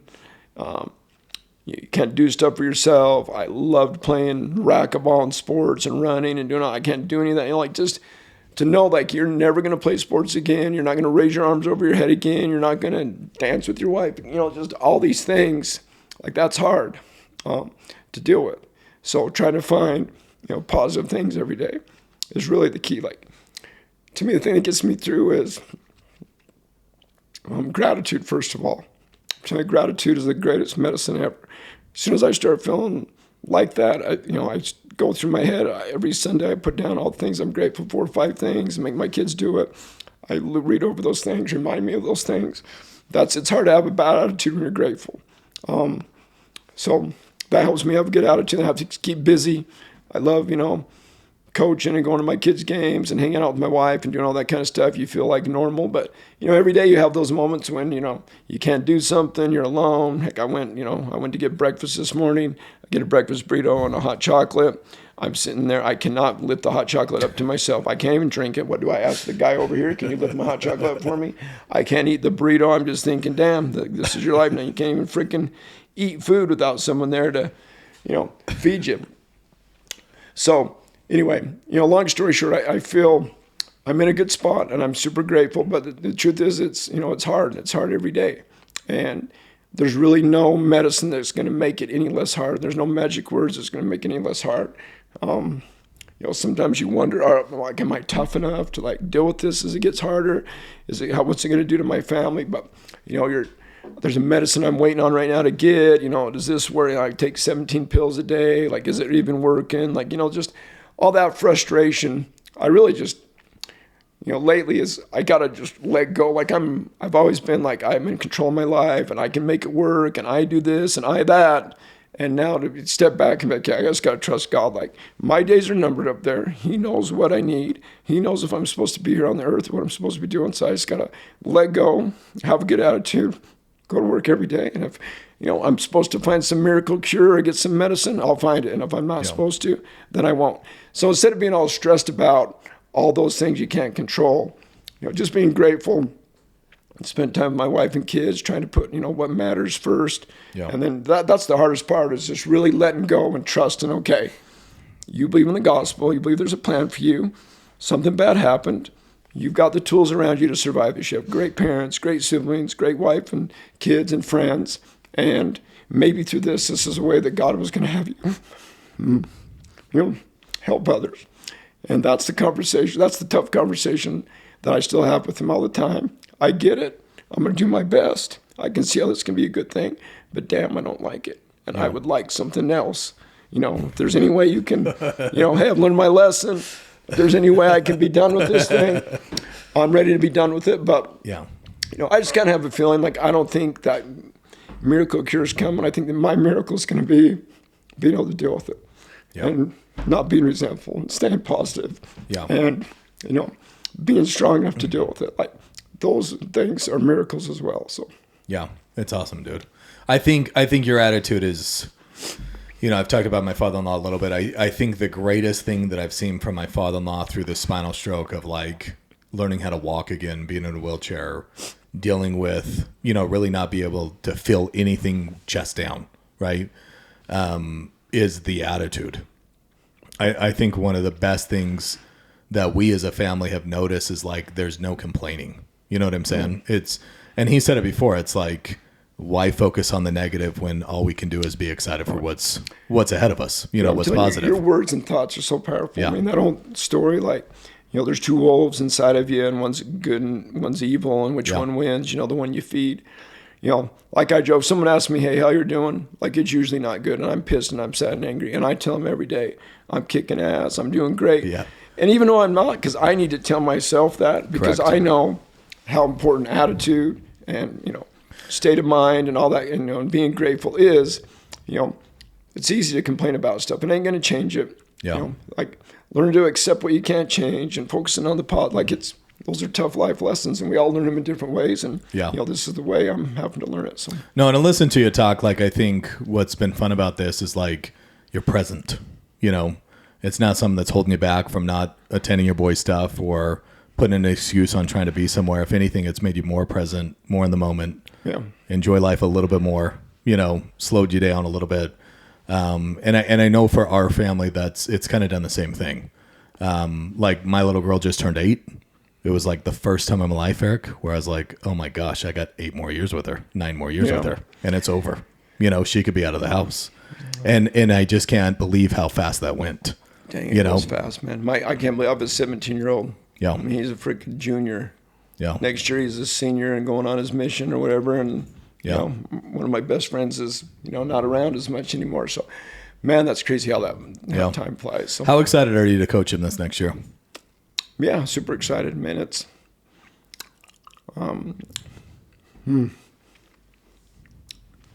been a fun family. My dad coached me. That's cool. And then I coached him. And he's kind of had a similar experience as me, so it's been super fun. Anyway, he started playing when he was 7, 10-play kid, never played, quit football, went to flag. Dads are coaching the flag team. He's never seen, like, he went one whole year, never got a pass. Like, he's crying coming home. Yeah. And just, hey, if you want to be good at this, let's go to work. Like, that kid's caught more passes in the backyard, ran routes with me. Like I played the same position than probably any kid on earth. And, he's went from an afterthought and someone that's not very good. He's probably, if not my best, one of my best players at Ogden. And he's the strongest kid on the team, pound for pound, and he runs fast, and he loves it, and he's, a 4.0 kid, and he's kind and nice to others, and just, even if he wasn't all those things, just see how hard he's worked. So, now it's just like the only prayer is like I don't care how many games you win or how many balls you catch and all that kind of stuff. It's just, he loves this so much. Just please God protect him and keep him safe so he don't miss no games. And enjoy it. And maybe I'll be nicer than my dad and feed him a little more because he definitely deserves it. But I get it. Yeah. Hopefully you're okay with me asking this question, but what scares you the most, dude? Well, this is kind of a weird, it's the fear of missing out, man. Yeah. There's nothing like it. So, yeah. In your mind, just take for granted you're going to see your kids graduate high school and coach them, and they get married and your grandkids, and I'm going to go traveling with my wife. I'm just all these things that you're going to do that are going to be fun and rewarding and connecting with your kids and your family. To think that's probably not happening because, I think being around could happen, but being capable of, doing all the things I want to do and being with them is hard. It's a bitter pill that I'm still dealing with that every day. That's where the sadness and the anger comes in. It's not so much, I can't drink my hot chocolate this morning. Where you pissed? I say some swear words in my head. You figure it out, whatever. I take it to go and, wait till I warm up a little bit and find a way to position myself to drink. I can deal with that stuff. But I'm not sure I can deal with, not coaching all 3 of my boys or being around for grandkids or, all that kind of stuff. It's just, but it might be, that might be the case. So, anyway, I still in conversations with God about that every day.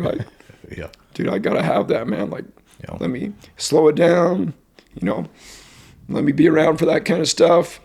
And if not, I believe it'll be made up. So, yeah. What's the worst part of this disease for you? I think just the knowing that it's going to be harder every day and it's not going to get better. That's tough. I think there's people have hope and they have energy when they know they can improve and get better and they get through something and they got through it. Yeah. And that's not going to happen with this disease. So there's got to be a different mindset that's hey, you can't break me. No matter what happens, I'm going to stay positive. So yeah, that's the toughest part, I think, is that. And then just when it's human nature, losing your independence to your wife and your kids and feeling less, that's not a fun feeling to have when you can't do a lot of stuff for yourself anymore. But, luckily I got amazing wife and kids that love me even though I'm, half of what I used to be.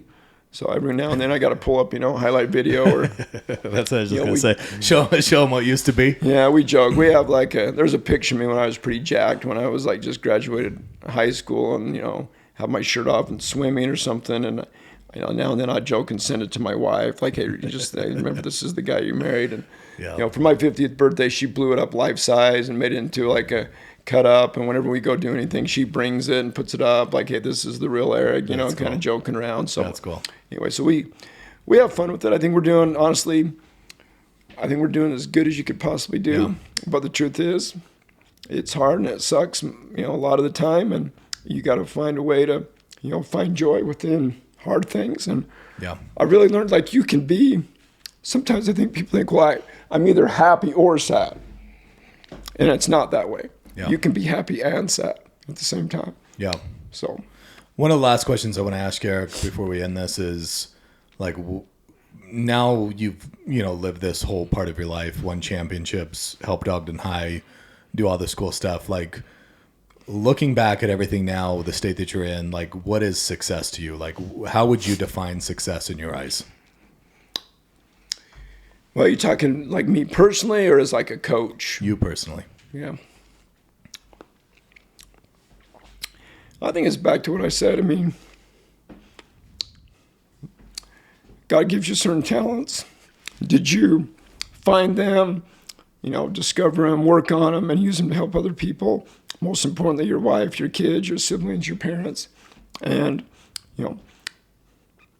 how do you stand in God's eyes? Like, to me, that's where it ends. Now, that's not easy all the time, right? I mean, I think we all battle with that. But it's become very apparent to me that that's what matters. Like, are we going to win a state championship at Ogden? Probably not. If we did, I should probably be coach of the century. But anyway, things that you thought bring you happiness, that you're chasing all the time, that you're trying to fill and put in this bucket, accomplishments, money, prestige, status, whatever, don't. None of that stuff really matters. Now, I think those are worthy pursuits. We're competitive men. We're trying to do the best we can. We're trying to grow. We pursue after that stuff. But in the end, like your relationship, with your wife, your kids, your brothers and sisters, your friends, with God, like that's what matters. And I'm working hard on being the best I can in those. So, like, I'm proud of myself, and I'm happy with who I am, but I got a long ways to go. Yeah. So I think God knows that. So if he slows this thing down, because, I ain't, the truth is too, like, I love being on earth and experiencing all this stuff and, having, new and foreign and hard. Like, I think that's fun. Like, I like that challenge. I love being here on earth. And so, like, like I said, that's, one of my fear of missing out on opportunities and experiences and growth. Like, I fear that a little bit, but, I've got to trust that, whatever the plan is, that it's going to happen.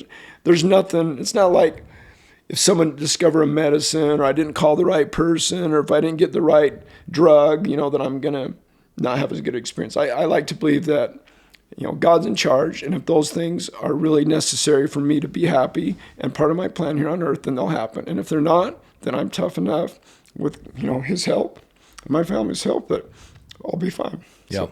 Yeah. I don't know. Like, Eric, this thought's been coming to me quite a bit. It's like, obviously we got mutual friends in Blake Smithing, and he sent me one of your videos, and he's like, watch this. And I just sat there staring at it. I'm like, I can't watch this, man. Like, I just can't. Like, it will, like, I'm weird, Eric. Like, I have a hard time with emotion. I don't, like, get super happy, and I don't get super sad. I'm like a pretty even kill dude. And Steven, man. I don't know why. You know what I'm saying? I know, and I'm always the opposite. I don't know why I'm that way. Like, my wife and kids will joke all the time because they're not like me. You know, like, dude, I'll be watching like a commercial and I like start crying. They're like, "What the hell is wrong with you, Dad?" I don't know. Like, I just feel like deep. And then, like, if I'm excited, like, I'm freaking running around and doing cartwheels. If I'm angry, I'm gonna freaking kill you. Like, I don't know. Like, just emotions have always, I go to 0 to 10 and kind of all of them pretty quick. And other than but I can usually control most of them. I can quickly control my temper or my excitement, but the one that I can't control very easy is crying, especially since, the ALS stuff. Because when I can start talking, you start thinking in your mind things, and comes out a little bit. And honestly, dude, like, I don't know if it's being a girl dad. You know what I'm saying? It's like they've got me wrapped up. It's like I watch their emotions and I just like smile and just say whatever you want, little girl. You know what I'm saying? It's exciting. But I just remember when he sent me the video, I'm like, man, I can't watch this. Like, it's going to make me cry. Can't do this. You know what I'm saying? And I remember, like, I go to the gym super early in the morning. And I remember, okay, I can watch this if I just listen to it. So as long as I listen to it and I'm not actually watching the video, like, I'll be fine. Right. And I remember sitting in the gym parking lot, and the video wasn't over because it was like 20 minutes long. So I listened to the whole way down to Farmington, sat in the parking lot. Which one was it? What gym? Which one? I mean, which video did you watch? I don't know. I need to pull it up. It's the one that goes kind of a little bit over Roy, your football over at Roy. Oh, okay. Maybe it was just like, I think it's called kind like of an overview. Episode 1 or something. Was it done like professionally and stuff? Yep. Okay. Had your wife on there, had a football player on there. Okay. Because there's just some stuff like when I'm speaking at banquets or to my team or, that people record and they put it up, but it's, it's kind of like, not professional. And it's just shorter clips. Yeah. So it's one of the professional ones, right? So anyways, I'm sitting at the gym, sitting there watching the video. It's getting towards the end, and I get a knock on my window at like 5 a.m, right? And I roll the window down, and it's like a coworker that I used to work with for a long time. Don't work with her anymore with him. And he made the joke. He's like, "What you looking at, man, in your truck? Like, you looking at dirty stuff?" And I'm like, "No, man, watching the saddest thing in this entire world." And he's like, "Well, what you watching?" And I'm like, "Oh, it's Erik. Like, it's about his ALS story." And he's like, "Oh, my old football coach." And it was Zach Hayes. And Zach's like, "I love Erik, man." And he's like, Zach Hayes? Zach Hayes. Yeah, he's my dude, man. And Zach Hayes was like, and he said it right there. I had like 3 minutes left. I had to hit pause because he wanted to talk my ear off about you, right? It's 5 a.m. It's freezing, and I've got my window down. I don't know what we were thinking. But the one thing, probably the coolest thing that Zach said to me about you, that like, and I'm being honest with you, Erik, I don't know if I could ever say this about my high school coaches, is I love that guy. He's the greatest coach I've ever played for in my entire life. Right? And so, like, I sit here and listen to you, and, I don't get me wrong, Erik. Like, I understand the frustration. I understand why you're mad. Like, I couldn't imagine it. I'm not going through it. I have no idea what it's like. Right? The fear of me missing out on my little girls would scare me to death. Right? It would be the worst thought that could ever come over my head. But to listen to somebody like Zach, who played for you for a small moment, sit there and say, "This is one of the greatest guys I've ever been around in my entire life," right?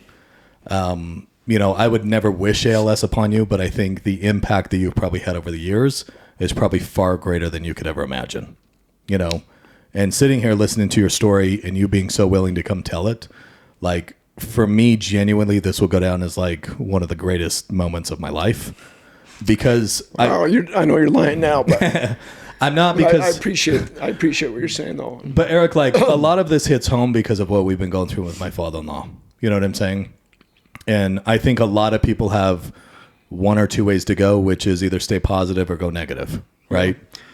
And I think the positivity that you've shown over the years, the resilience, still being the coach at Ogden High, trying to figure this out, like, you're going to impact probably more people this year than a lot of people will in their entire lifetime, and you hit something on the head that I try to speak about this a little bit more as I get older, and especially to the youth, because I think with social media, we all try to idolize like LeBron James or some of these bigger athletes and go make a lot of money. Right. Yeah. And what I say to the youth a lot of times when I get to teach them at church or wherever we're at, I usually say, like, who are some of the biggest public figures to ever walk the earth? Like, name them for me. Right. And it never starts out with like Michael Jordan. It never starts out with, athletes or actors or actresses. It's always like, oh, it's Jesus Christ, right? It's Martin Luther King. It's some of these biggest figures, Gandhi, And the one thing that I always ask them all the time is, I'm like, well, why did you name them and what did they do, right? And if you look at these guys, some of the biggest figures to ever walk the earth, all they did was serve, right? All they did is give back as much as they possibly can. There's no net worth that you could put on Jesus. There's no net worth that you could put on, Gandhi, Muhammad Ali, some of these biggest figures to give back to society. And I think you're doing something, and you've said it a lot throughout this podcast, that I hope people understand, is at the end of the day, like, this isn't about money. This is about how does Erik help people improve their lives. And I think what I've tried to get out of you, and I think what's been fun to listen to you talked about, is like how you've helped Ogden High, right? Because you probably changed those kids that won the one game or, the 3 games that first year that you were there. Like, that probably, their lives are probably completely changed just because of your decision to go there, And that's something that only time will tell. And I think a lot of them will probably start telling you a lot more stories because they're probably a lot older now and you're probably hearing a lot of their stories. But hopefully that, the confidence that you're giving those kids, I hope you get to see that all the time. You get to hear these stories, and I hope hopefully a lot of people are telling you things more than anything. Thanks, man. And actually, I would want to talk about that real quick. Like, Zach's one of my guys. Yeah. But probably the best medicine that I can get. Yeah. And I just want, those, I don't know who's out there going to see this or listening, but when I get those texts or a Facebook message or whatever it is, love you, coach, thinking of you, whatever, it's short, whatever, that's the best medicine I can get. Yeah. And, having a feeling that, you mattered, you helped someone out, that feeling of fulfillment is great. And definitely, those demons of anger and sadness when they're trying to creep in can't be there when I'm getting those messages and reading those messages and feeling, gratitude for that. So, all you guys out there that I get like one a day now. It's awesome. And it's awesome. Yeah, it is. It's amazing. I've coached for 20, like 5-6 years now. And, from whether it's the first year or the last year, getting something like that and seeing how guys are doing. And anyway, just the connections I still have with them is, I'm so appreciative of that. I want them to know how much that matters. Yeah. And you really kind of see too, like, I don't just growing up, like, oh, you need to go visit someone in the hospital or someone's down or your grandparents. And I don't know, it was always like they don't even want to hear me. What do they, what I really have to say, just the power of like connecting with people and checking in on them and showing them that you care, even if you didn't know what to say or you didn't have something to give them, whatever, I think is super powerful. Yeah. So, yeah. No, but thanks for coming on, dude. I think it's been cool. We know a lot of people. I mean, the world's really small, Erik. And I've never heard one person say anything bad about you. If anything, it's complete opposite, where it's like, I love that guy. They're definitely out there, I'm sure. I usually, like I said, I'm kind of filterless. I'm for sure I've said a lot of things that offend people, but I think they know when I say something, it's coming from my heart and I mean it. And if I offended you, then don't be offended. It's your own fault. Yeah. Hopefully you love this, dude. I'm excited to watch this back. Yeah. Thank you, man. But I appreciate your time, and obviously we'll pump the foundation, and I don't even worry about all that stuff, dude. There's been so many people that have helped our family out. Like, so cool. We're so blessed. Like, that was such a stress, finances and that kind of stuff. I'm meeting here in a couple of weeks. Like, I'm gonna, I'm going on early retirement. I'm retired at the end of this year teaching, and awesome. Just figuring out like, my salary's gonna be cut in half. My wife's quitting work, is gonna be cut in half. Like, how are you gonna deal with that? And kids, like, dude, we're not worried at all anymore. There's been so many people that have stepped up and helped us out. But so really now we feel like we need to give back. We want to, we've done, my wife's amazing at speaking. She doesn't really like it. We've kind of done a couple keynote things, or whether it's a church lesson or whatever, just by feeling like you can, share a story and help people out. Yep. It really brings us a sense of, like fulfillment. So to me, that's the number one reason I want to come do this. I didn't know you. I thought, well, I want something out there that my wife, my kids, the kids I coach can hear and see. Yeah. Yep. So. Yeah. But hey, thanks for your time, dude. Yeah. This is this is an amazing story. So. And you got to pick one, man. You can't like BYU and Utah. Golly, Erik, let me tell you the story. The funny thing is, I'm kind of the same. Like, I didn't go to either school. They're both in the state. I want them to both do well, but I don't really have a... See, this is where I'm weird, and this is why I think God makes me laugh. Like, this is why I think I'm a girl dad. And I'll never, like, I always wanted a boy, Erik. I always wanted to do the sports thing, and the more I've had girls, the less sports is on in my house, right? Yeah. The older I've gotten, Erik, the less I have cared about, like, college sports, NFL, NBA, like... If you were telling me what's going on with the NBA right now, Erik, I couldn't even tell you who starts for the Jazz right now. Isn't that amazing how we cared so much about that stuff? I think back, I'm not, like, my first 10 years of my marriage, I'm not missing any games ever. All day college, joking with my wife, hey, this is my job, I'm doing study, whatever. And now, like, I haven't watched an NBA game in, like, since I've been diagnosed with ALS. I never watched one game on college football this past year because, you know what, Saturday I want to go hang out with my wife and laugh and have fun. Yeah. And didn't realize at the time, should have known that's funner than watching a game. So, so I can relate to you there. Like, I still love it. And you carve out a time now and then, but being obsessed and having to watch every game, like it's just not there. And half the time when I'm watching TV, the girls are like, we're not watching golf. Turn on, I don't know, Coco Melon, turn something else on, so we're watching girl things all the time. But the story behind the helmets is a girl in high school. Her father was they had a very big home in Farmington. Let's just put it that way. And I don't know what he did. I think he did something with trading stocks or something, but he owned some Pro Images. And so if you remember those in the mall and stuff like that. So when the Pro Image was like a Utah guy. Yep. So when I went into his basement, I will never forget his basement. It's forever grained in my head because I'm like, I want the basement one of these days, right? And so he had this sports memorabilia room where you walked in and it was kind of like a U-shaped room, right? But from floor to ceiling were helmets, and every helmet, Erik, was signed by somebody. So like you could walk around, and I'm talking like NFL, NCAA football, like any helmet you could possibly imagine. It was there, and it had a signature. And when you looked at the signature, you're like, I know that guy. You know what I'm saying? It just wasn't random stuff. And so like his sports memorabilia was unbelievable. And then you would walk into his gym, and he went to Utah State. And so they had like an indoor basketball court, right? And so everything was just like Utah State. And so, I always tell my wife this. I'm like, one day I'm going to have a sports memorabilia room, and every single helmet's going to be signed, right? So, like 49ers, ever since I was a little kid, because my brother was a Cowboys fan, had to have the 49ers gear. So it's Jerry Rice. So is that signed by Jerry Rice, your Niners? Signed by Jerry Rice.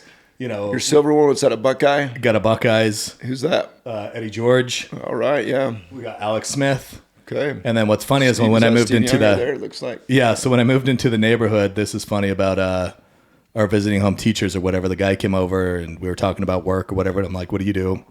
And he's like, oh, I'm on Steve's foundation. I do a lot of stuff for Steve Young. And he's like, hey, if you just buy a BYU helmet, I'll get it signed for you. And I was like, oh, okay, cool. So I like bought the BYU helmet. I'm like, you don't have to do this, but if you can get it signed, that'd be cool. Brought it back like 2 weeks later. He's like, here you go, man. And so I was like, yeah, that's pretty cool. So, my wife probably hates the helmets, but for me, it's one of those things where we'll just keep adding to it and keep growing. Yeah, I have a little room like this as well that she's put all my stuff in, because I have a handful of helmets and whatnot, but yeah, only one signed, and that was just like a random blessing, I guess. I have a good friend, Lyndon Johnson, who lives here in South Weaver. He's the head coach at Ben Lomond, and we worked together at North Virginia. We took a trip last year and went and saw Oklahoma play Brock Purdy at Iowa State.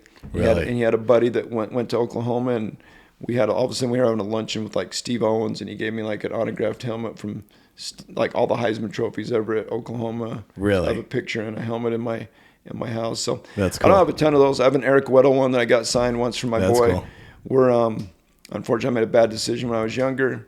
I fell in love with the Chargers. All my boys are Chargers fans. We just get our hearts broken every year over and over. We joke we're developing. We're learning to deal with adversity. Yeah. But that's fun though. Yeah, it's fun. My boys, that's what they want to do in the basement is frame pictures and helmets and sports memorabilia. And my wife's like, no, we're not making this. We're not making this. You have your own little den. You can do what you want there. But. So true. This is like the only space in the house I got, Eric. So, anyways, no, I appreciate you. I wish you the best. Hopefully I get to see you around. Hopefully we're in touch. Got to meet. Now I know who's got this cool White House. So if I'm late to watch my son play at the rec center, I'll just, come and park in your driveway. You're welcome anytime, dude. So I appreciate you. Thanks.